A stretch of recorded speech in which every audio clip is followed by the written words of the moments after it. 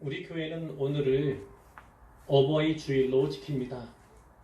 우리 사회에는 어버이날도 있지요.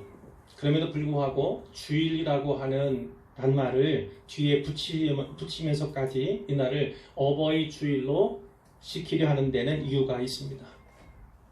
1년 365일 날마다 아버지와 어머니의 은혜를 기억하며 감사하며 살아야 하지만 우리 자식들은 그러지를 못합니다. 어렸을 땐 이렇죠.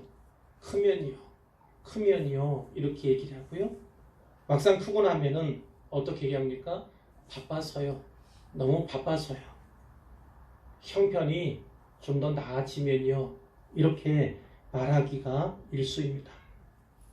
사정이 이렇다 보니까 1년 중 단 하루만이라도 어버이 은혜를 기억하고 감사하자는 취지에서 어버이날을 제정한 것으로 볼 수 있겠습니다. 그런데 우리는 여기서 한 걸음 더 나아가서 성경적인 의미에서 어버이의 은혜를 기억하고요. 우리 어머니와 우리 아버지께 감사함은 물론이고 하나님의 작정과 섭리 가운데 우리를 사랑해 주시고 한 가족이 되게 하신 하나님 아버지께 감사하는 날로 지키고자 어버이 주일이라는 명칭을 부득이 붙이면서 지키려고 하는 것입니다. 성경에는 부모를 공경하라 이런 말씀도 있고요. 부모에게 순종하라 이런 말씀도 나옵니다. 공경도 순종도 하나님의 명령이에요. 그렇기 때문에 우리는 반드시 부모님을 공경하고 부모님께 순종해야만 합니다. 그러나 좀 더 엄밀하게 볼 때 공경과 순종은 다릅니다. 공경은 부모님의 권위를 인정하는 마음이에요. 인정하는 올바른 마음가짐으로써 나타나는 마음의 태도다 이렇게 이야기할 수 있습니다.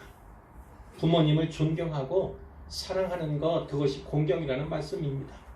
반면에 순종은요 부모님의 권위에 반응하는 외적인 행동을 의미합니다. 밖으로 나타나는 행동을 순종이라고 하는 거죠.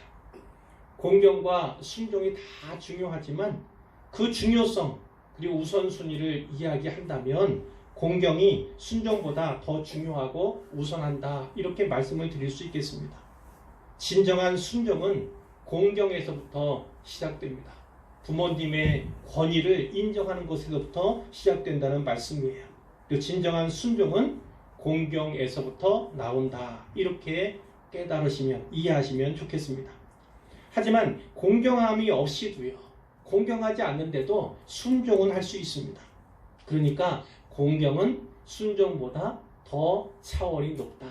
공경이 순종을 넘어선다 이렇게 말할 수 있는 거죠. 그러니까 성경적인 의미로 보자면 공경함으로 순종하는 것, 공경하기 때문에 순종하는 것 그것이 가장 좋은 것이다 이렇게 말씀을 드릴 수 있겠습니다. 아시다시피 부모님들에게도 연약함이 있습니다. 연세가 들어가세요. 늙어가셔요. 그러면 지력도 떨어지고 육체적인 힘도 쇠해집니다. 그러다 보니까 연약함이 보일 때도 있고 때로는 허물도 보이고 어떤 부모님들에게서는 죄도 발견될 때가 있어요. 그러나 하나님은 이렇게 말씀하십니다. 그런 부모라 할지라도 그런 연약한 심지어는 죄의 아까운데 있는 부모라도 역시나 공경하고 순종해야 한다. 이렇게 하나님께서 우리에게 말씀해 주시는 것이죠. 부모님의 권위를 인정하는 것이 가장 먼저입니다. 그리고 부모님의 인격을 존중해 드리는 것, 존경하는 것 그것이 다음에 해야 할 일임을 우리가 알 수가 있죠. 그런데 그것이 사실은 쉽지가 않습니다. 말씀드렸잖아요. 혹시 죄의 문제에 있을 수도 있고 허물이 많은 분들도 있고 때로는 너무 연약함 많은 그런 부모님들도 계실 수가 있어요. 그렇기 때문에 우리는 하나님의 작정과 하나님의 섭리 그 차원과 그 관점으로 묵상해야 합니다. 하나님께서 우리 어머니와 아버지를 통해서 왜 한 가정을 이루게 하셨는가? 나를 이 땅 가운데 보내셨는가 그것에 대한 깊이 있는 묵상이 있지 않으면 그 부모님으로 말미암아 원망하게 되고 다른 부모님과 비교함으로 말미암아 내가 더 자존감을 잃게 되는 그런 문제도 발생할 수 있습니다. 그렇기 때문에 하나님의 뜻을 발견하는 것, 그 안에 담긴 하나님의 나를 향한 계획을 깨닫는 것, 그것이 무엇보다 중요하고요. 그렇게 되면 환경이 아니라 조건이 아니라 은혜의 관점에서 내 삶을 돌아보고 우리의 가정을 바라보게 된다. 이런 말씀을 드릴 수가 있겠습니다. 혹여나 비교해 볼 때, 비교하는 것이 좋지는 않습니다만 비교하게 되잖아요. 그럴 때 때로는 환경을 또 바라보게 됩니다. 우리 부모님들은 왜 이렇게 나갔죠? 왜 가난해서? 왜 배운 게 적어서? 나한테 해줄 것이 이렇게 없는가? 다른 부모님들을 그 부모의 도움을 받아서 사회에서도 또 세상에 나갈 때도 그렇게 힘있게 좋은 조건을 가지고 나가는데 왜 나는 이 모양인가? 이렇게 생각할 수 있어요. 그러나 잘 생각해 보셔야 합니다. 하나님께서 우리에게 때로는 열악한 환경도 주시고 열악한 조건을 주신 것 같이 우리 부모님들이 다른 부모님에 비교해서 부족한 면이 있을 수 있어요. 연약함, 그리고 가난함, 그런 또 문제들이 있을 수 있습니다. 그러나 하나님께서 우리에게 탓하도록 혹은 변명의 도구로 조건을 삼도록 그렇게 주신 것이 아니라는 겁니다. 조금은 열악한 환경이나 조건이라 할지라도 우리 하나님은 그 환경을 이겨내라, 그 환경을 이기라고 주신 것이죠. 그 환경 탓하거나 그 환경에 걸려 넘어지라고 주신 것이 아님을 분명히 알아야 할 것입니다. 이제 본론으로 들어가 볼 텐데요. 왜 우리는 부모님을 공경하고 순종해야 하는가? 그것에 대해서 몇 가지 살펴보고자 합니다. 첫째는요. 왜 공경하고 순종해야 합니까? 하나님의 계명이기 때문입니다. 하나님의 계명이기 때문에 반드시 그렇게 해야 한다는 거예요. 출애굽기 20장 12절, 여기는 10계명이 기록된 그런 본문 가운데 일부인데 그 12절에 내 부모를 공경하라 이런 말씀이 나옵니다. 아시다시피 이 말씀은요. 하나님께서 모세를 통해서 이스라엘에게 주신 10계명 가운데 제5계명입니다. 이 10가지 계명은 오늘날에도 유효하죠. 반드시 지켜야 하는 계명이에요. 비록 이 5번째 계명이 대인관계, 즉 사람과 사람 사이에 지켜야 할 계명으로 주어진 것이긴 하지만요. 그 앞에 나오는 대신관계, 하나님과 사람 사이의 관계에 준하는 명령으로 받아야 마땅한 것입니다. 하나님께서 하나님에게 해야 할 것에 대해서 규례를 주었잖아요. 계명을 주었잖아요. 그것에 준하는 태도로 엄중함으로 이 말씀을 받아들여야 한다는 거예요. 요한일서 4장 20절 21절에 이런 말씀이 있습니다. 누구든지 하나님을 사랑하노라 하고 그 형제를 미워하면 이는 거짓말하는 자니 보는 바 그 형제를 사랑하지 아니하는 자는 보지 못하는 바 하나님을 사랑할 수 없느니라. 아멘. 그러면서 이 말씀을 덧붙이세요. 우리가 이 계명을 주께 받았나니 하나님을 사랑하는 자는 또한 그 형제를 사랑할지니라. 이 본문은 형제 사랑에 대해서 좀 더 넓은 의미로는 이웃 사랑에 대해서 말씀하고 있습니다. 하지만 원리는 동일합니다. 아주 똑같습니다.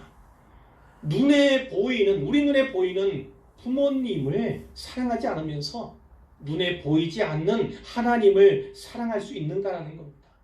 사랑할 수 없다는 것이 하나님의 말씀이에요. 눈에 보이는 부모님을 공경하지 않으면서 하나님을 경외한다고 말할 수 있느냐? 결코 그럴 수 없다는 것이 하나님의 분명한 뜻입니다. 하나님은 그 사랑을 거짓으로 보신다는 거예요. 분명한 판단을 거짓으로 내신다는 것입니다. 그러니까 우리가 주의할 것이 있습니다. 진짜 내가 하나님을 사랑한다면 먼저 부모님께, 내 아버지와 어머니께 그 사랑을 표현해야 한다는 거예요. 진짜 하나님을 경외한다면 먼저 부모님을 공경하셔야 합니다. 자, 이제 두 번째입니다. 왜 우리는 부모를 공경하고 순종해야 하는가? 그것은 옳은 일이기 때문입니다. 옳은 일이기 때문이에요. 에베소서 6장 1절에 보면 자녀들아 주 안에서 너희 부모에게 순종하라 이것이 옳으니라 이런 말씀이 있습니다. 여기 옳다 이것은 바르다는 겁니다. 바르다는 것. 그러므로 마땅히 그래야 한다 이런 의미가 그 옳다에 담겨 있는 것이고요. 그렇게 하는 것이 자연적인 순리이고 질서임을 우리에게 알려주는 것입니다. 짐승들도 대개는요 이렇게 합니다. 짐승들도 공동체 우두머리를 따르고요. 자기 아비나 어미를 쫓습니다.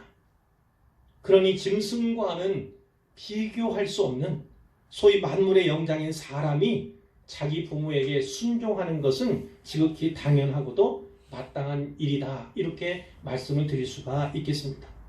그런데 우리를 향한 이 말씀이 절대적인 명령은 아닙니다. 절대적인 명령은 아니에요. 우리는 주 안에서만 부모님에게 순종해야 합니다. 어떤 의미일까요? 만일 부모가 자녀에게 비성경적인 내용의 명령을 한다든지 혹은 비도덕적이거나 비윤리적인 일을 하라고 시키는 경우 어떻게 해야 합니까? 이런 때는 하나님의 법이 부모의 뜻을 무효화시키는 겁니다. 하나님의 뜻이 앞서요. 말하자면 어떤 부모가 믿지 않는 부모입니다. 그래서 교회 나가지 마라. 교회 나가지 마라. 교회 나가는 것은 불효하는 것이다. 이렇게 얘기했다고 생각을 해보십시오. 그럴 때 어떻게 해야 합니까?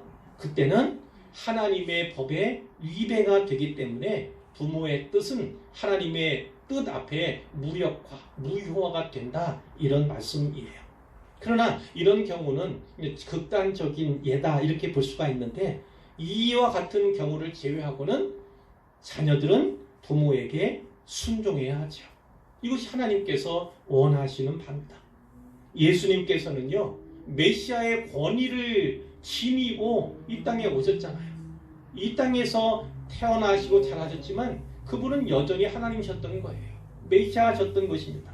그럼에도 불구하고 육신의 부모인 요셉과 마리아에게 순종하셨어요. 그 권위에 복종하셨음을 성경이 말씀해 주고 있죠. 누가복음 2장 51절에 보면 예수께서 함께 내려가사 12살 때 예수님께서 절기를 지키기 위해 가족들과 함께 예루살렘에 올라가셨다가 며칠 동안 잃어버린 일이 벌어졌잖아요. 그리고 그 부모가 다시 만나는 그런 장면을 이전에 볼 수가 있는데 다시 이제 자기 동네 집이 있는 나사렛에 내려간 겁니다. 거기서부터 어떻게 하셨다고요? 순종하며 받드시더라. 순종하여 받드시더라. 이렇게 성경이 말씀하고 있어요. 예수님은 사람이심에도 불구하고 100% 하나님이셨습니다. 그 하나님이 피조물인 그 부모에게 순종하셨다면 우리는 어떻게 해야겠습니까? 당연히 순종해야겠고 당연히 받들어 모셔야 하는 것이죠. 때때로 우리가 그렇게 보이지 않습니까? 자녀들이 불순종하는 것 때문에 마음이 아플 때가 있습니다. 때로는 부모의 인내가 한계를 맞이할 때도 없지 않아 있습니다. 그러나 그 어린 자녀가 자라가면서 스스로 깨닫게 되는 것이죠. 순종을 배워가게 됩니다. 뿐만 아니라 하나님께서 왜 자기들에게 나에게 부모 순종을 명령하셨는가 그것을 깨닫고 이해하게 되는 것이죠. 자, 세 번째입니다. 왜 우리는 부모를 공경하고 순종해야 하는가? 거기에는 약속이 있기 때문입니다. 약속이 있기 때문에 우리는 공경과 순종을 해야 합니다.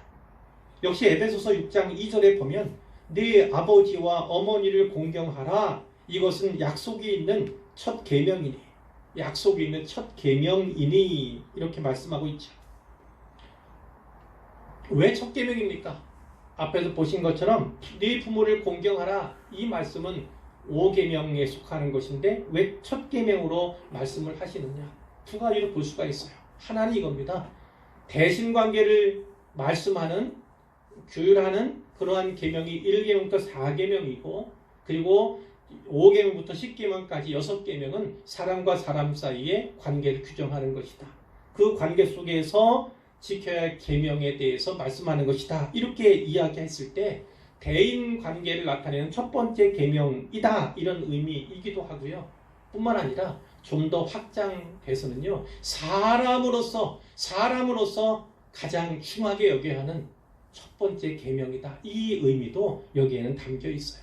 사람이라면 마땅히 그렇게 지켜야 하는 그러한 계명이다. 이렇게 받을 수도 있다는 것이죠. 물론 이 축복의 약속이요. 이 약속이 공경하는 것, 부모 공경하는, 부모에게 순종하는 동기가 주된 동기가 되어서는 안 됩니다. 주된 동기가 되어서는 안 돼요.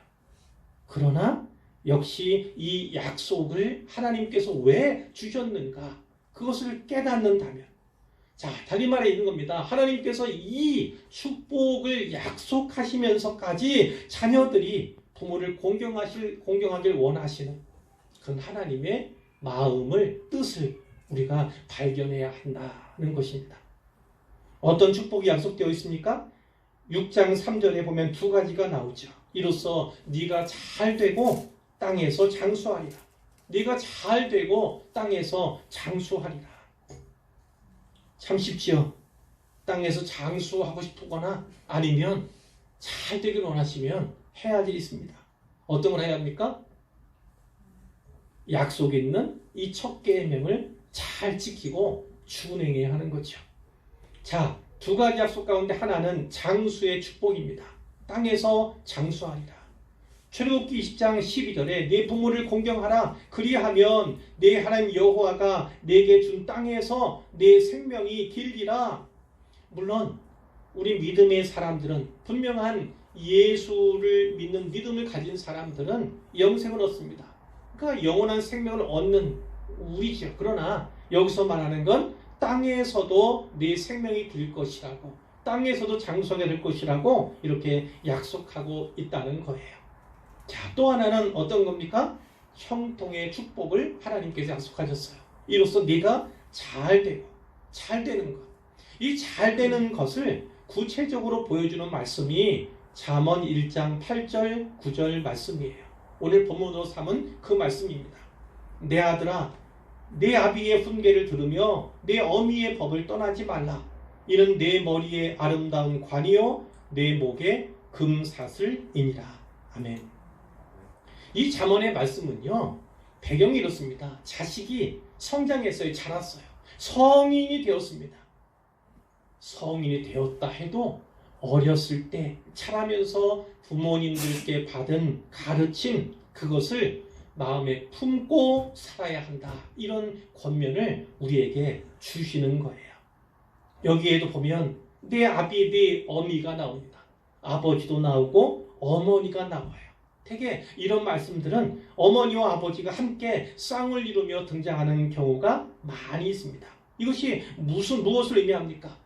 아버지와 어머니 모두가 자녀 양육을 해야 한다는 겁니다. 자녀 양육은 부모의, 어머니와 아버지의 공통적인 책임이라는 것을 성경이 분명하게 말씀해 주시는 거예요. 그것을 조금 세분화해서 말한다면 훈계는 이겁니다. 훈계는요, 교정을 통한 가르침이에요. 쉽게 말하면 회초리를 통한 가르침, 그것은 아버지의 몫이고 어머니는 법에 대한 거. 법은 어떤 의미냐면 지시하거나 방향을 제시하는 이런 의미를 담고 있거든요. 그것을 주되게 해야 한다.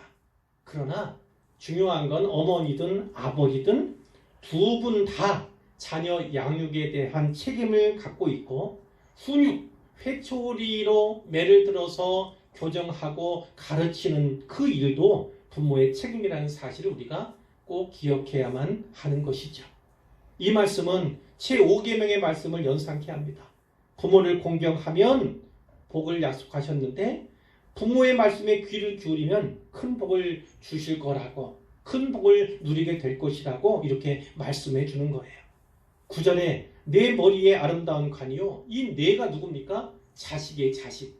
자식의 머리에 아름다운 관, 자식의 목에 금사슬, 이렇게 이해하시면 됩니다. 이 아름다운 관은 무엇을 의미하는가? 명예를 의미하면 명예. 그리고 금사슬은 목걸이예요. 금목걸이. 요즘은 조폭들이 금목걸이를 두꺼운 하고 다녀서 이상하긴 하지만 이 시대에는 금목걸이 아무나 할 수 있는 건 아니잖아요. 금사슬은 영화를 의미합니다. 영화. 부귀 영화를 의미하는 것으로 볼 수가 있습니다. 그러니까 어떻게 받을 수 있어요? 아버지의 훈계, 어머니의 법, 이것을 잘 따르고 준행하면 결국은 아름다운 관, 즉 명예를 얻게 되고 금사슬, 즉 부귀 영화도 누리게 된다. 이렇게 말씀하고 있는 거예요. 물론 우리 그리스도의 삶이 명예 그리고 부귀 영화, 그것이 목표가 되어서는 안 되겠죠. 나아가 목적이 되어서도 안 되겠죠.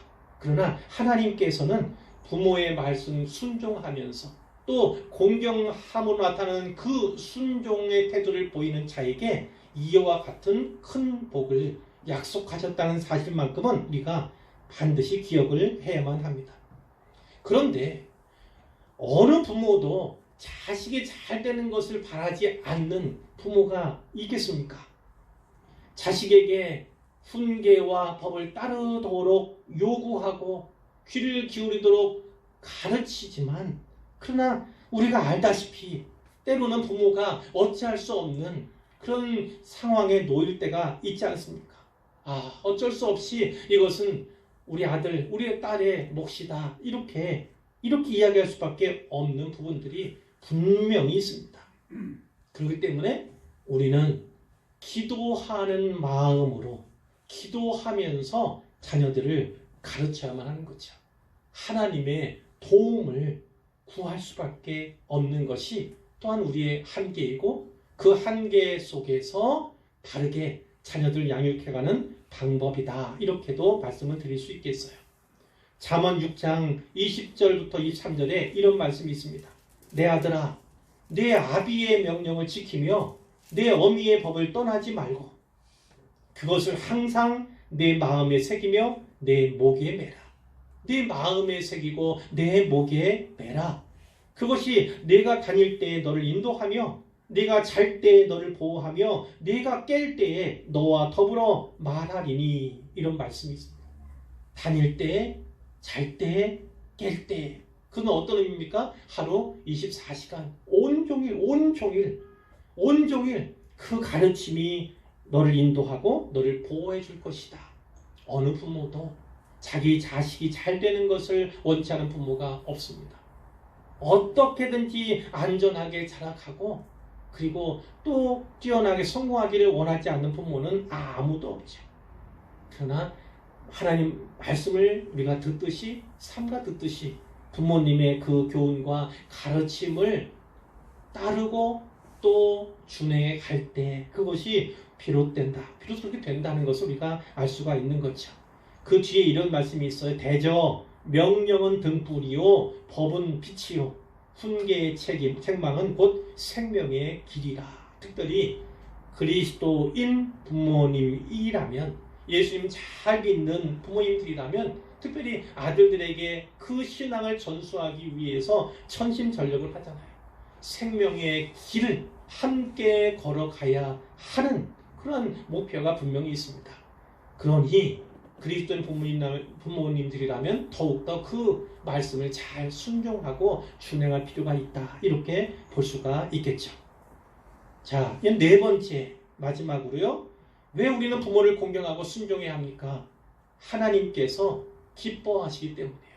기뻐하시기 때문입니다. 골로새서 3장 20절에 보면 이런 말씀이 있어요. 자녀들아, 모든 일에 부모에게 순종하라. 모든 일입니다. 모든 일에. 내가 모든 일이 아니고 취사 선택을 하게 되면 그것은 모든 일이 아니죠.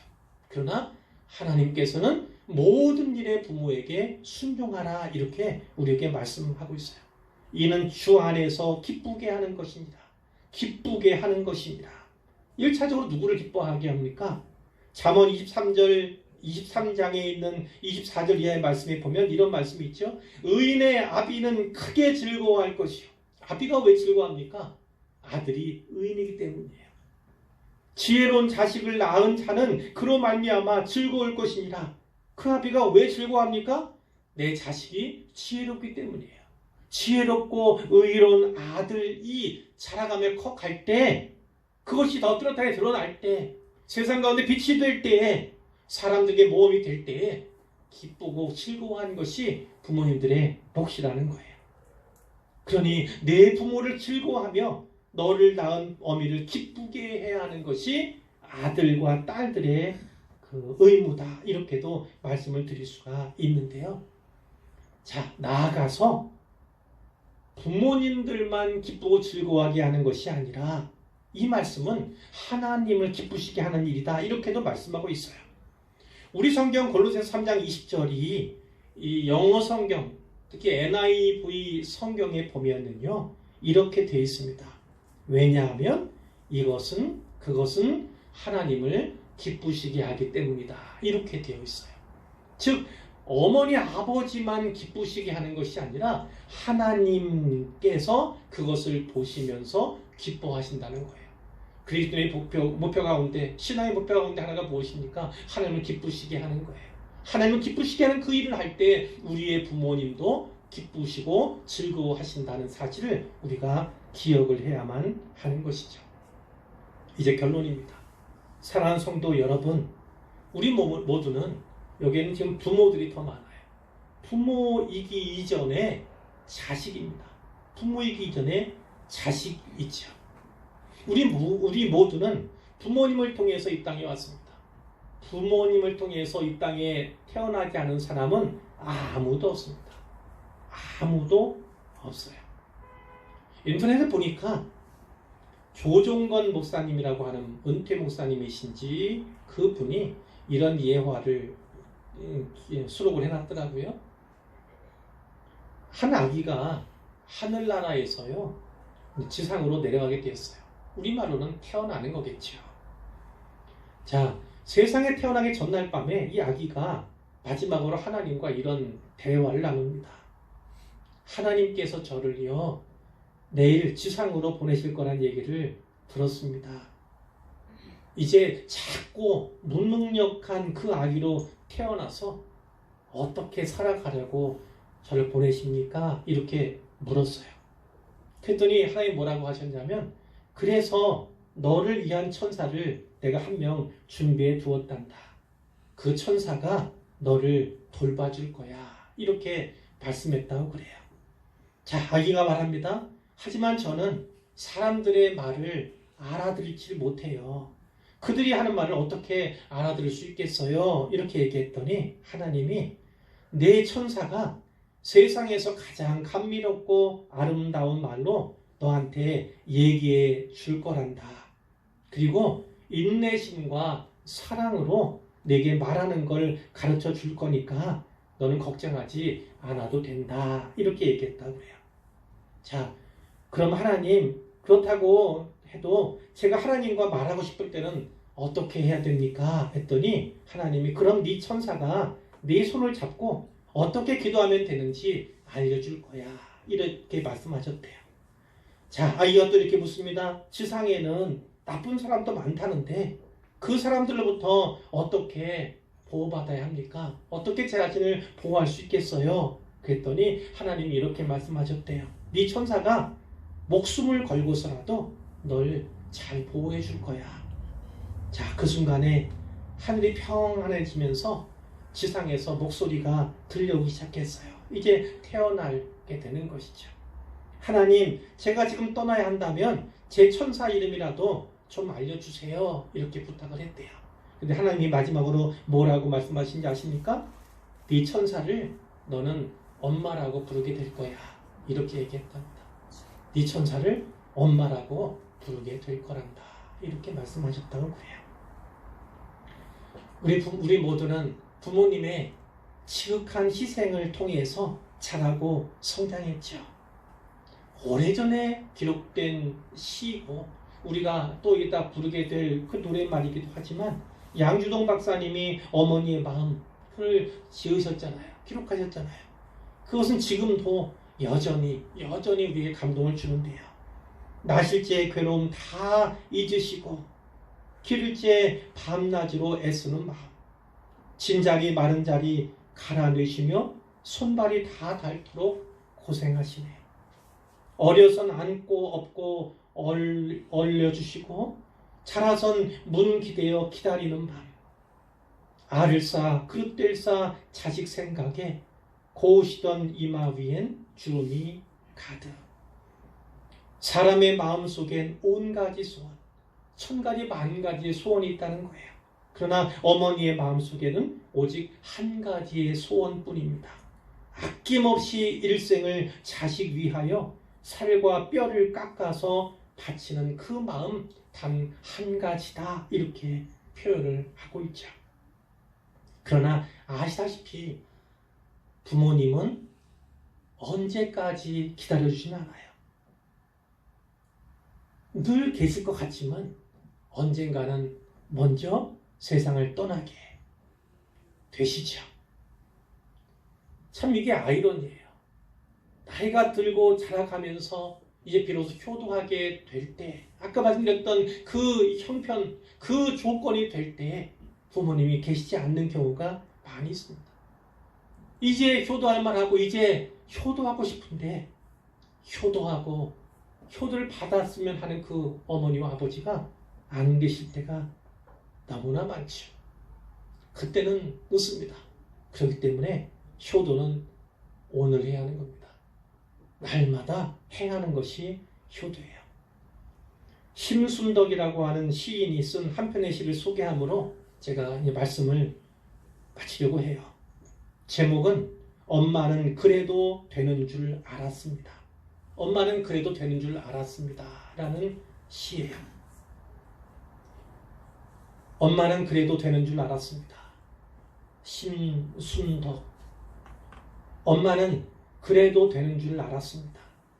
하루 종일 밭에서 죽어라 힘들게 일해도 엄마는 그래도 되는 줄 알았습니다. 찬밥 한 덩이로 대충 부뚜막에 앉아 점심을 때워도 엄마는 그래도 되는 줄 알았습니다. 한겨울 냇물에 맨손으로 빨래를 방망이질해도 엄마는 그래도 되는 줄 알았습니다. 배부르다, 생각 없다, 식구들 다 먹이고 굶어도 엄마는 그래도 되는 줄 알았습니다. 발뒤꿈치 다 해져 이불이 소리를 내도 엄마는 그래도 되는 줄 알았습니다. 손톱이 깎을 수조차 없이 닳고 문드러져도 엄마는 그래도 되는 줄 알았습니다. 아버지가 화내고 자식들이 속 썩여도 전혀 끄떡없는 엄마는 그래도 되는 줄 알았습니다. 외할머니 보고 싶다, 외할머니 보고 싶다, 그것이 그냥 넋두리인 줄만. 한밤중 자다 깨어 방구석에 한없이 소리 죽여 울던 엄마를 본 후론 엄마는 그러면 안 되는 것이었습니다. 사랑하는 성도 여러분, 오늘 이 말씀을 잘 기억하시기를 바랍니다. 나중에 후회하지 마시고 후회 없는 인생을 살아가시기를 바라고요. 부모님을 항상 공경하고 부모님께 항상 순종하심으로 말미암아 하나님께서 약속해 주신 장수와 형통의 복을 다 누리시는 모든 분들 되기를 우리 주님의 이름으로 축복하고 축원합니다.